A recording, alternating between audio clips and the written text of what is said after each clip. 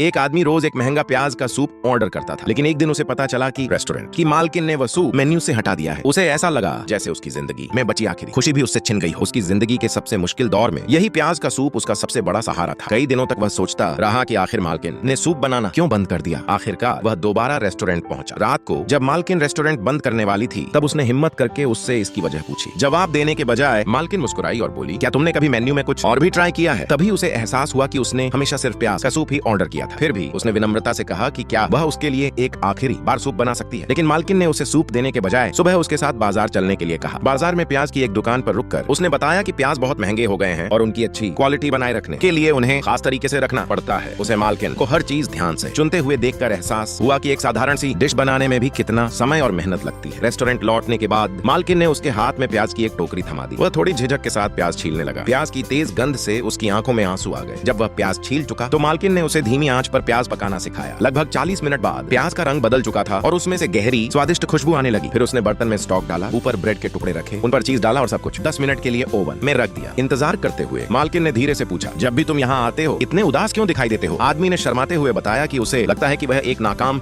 इंसान है और उसे अपनी जिंदगी का कोई भविष्य नजर नहीं आता। मालकिन बस मुस्कुरा दी। कुछ देर बाद सूप तैयार हो गया। आदमी ने उत्सुकता से एक चम्मच सूप चखा। वही पुराना स्वाद उसके मुंह में फैल गया और उसके मन में वे पुरानी यादें लौट आईं जिन्हें वह खो चुका था। उसने एक बार फिर मालकिन से विनती की कि वह प्याज का सूप मेन्यू में वापस रख दे। इस बार मालकिन ने आखिरकार उसे सच बताया। जब वह पहली बार उसके रेस्टोरेंट में आया था, तभी उसकी नजर उस पर पड़ गई थी। सूप का पहला घूंट लेते ही उसके चेहरे पर सच्ची खुशी आ गई थी। उसकी मुस्कान देखकर मालकिन भी मुस्कुरा दी थी। उस दिन के बाद से वह चुपचाप उस पर ध्यान देने लगी। हर बार वह सिर्फ वही एक सूप ऑर्डर करता। शुरुआत में मालकिन को यह थोड़ा अजीब लगता था। जब भी वह गर्म सूप पीते हुए पसीना पसीना हो जाता, मालकिन चुपचाप पंखा उसकी तरफ कर देती। हर दिन वह उसके दोबारा आने का इंतजार करती, सिर्फ इसलिए कि सूप खत्म करने के बाद उसके चेहरे पर वही प्यारी सी मुस्कान देख सके। लेकिन जब वह लंबे समय तक रेस्टोरेंट नहीं आया तो मालकिन ने सोचा कि शायद अब उसकी जिंदगी बेहतर चल रही होगी। फिर उसे एक दुखद बात का एहसास हुआ। वह आदमी उसे सिर्फ तभी दिखाई देता था जब वह अपनी जिंदगी में मुश्किलों से जूझ रहा होता था। इस सोच ने उसे अंदर तक दुखी कर दिया। इसलिए उसने प्याज का सूप ही मेन्यू से हटा दिया। सच्चाई सुनने के बाद आदमी चुपचाप सूप के कटोरे को देखता रहा। सुबह होने तक वह सूप बनाने की पूरी विधि सीख चुका था। जब वह रेस्टोरेंट से बाहर निकला तो पहली बार मालकिन ने किसी और के बनाए हुए प्याज के सूप का स्वाद चखा। कुछ समय बाद वह आदमी फिर रेस्टोरेंट आया, लेकिन इस बार उसने सिर्फ प्याज का सूप ऑर्डर नहीं किया, क्योंकि जिंदगी भी एक मेन्यू की तरह है। अगर हम हमेशा सिर्फ वही चुनते रहें जो हमें पहले से पसंद और जाना पहचाना है, तो शायद हम उस खूबसूरत चीज को कभी खोज ही ना पाएं जो हमारे इंतजार में कहीं आगे मौजूद है।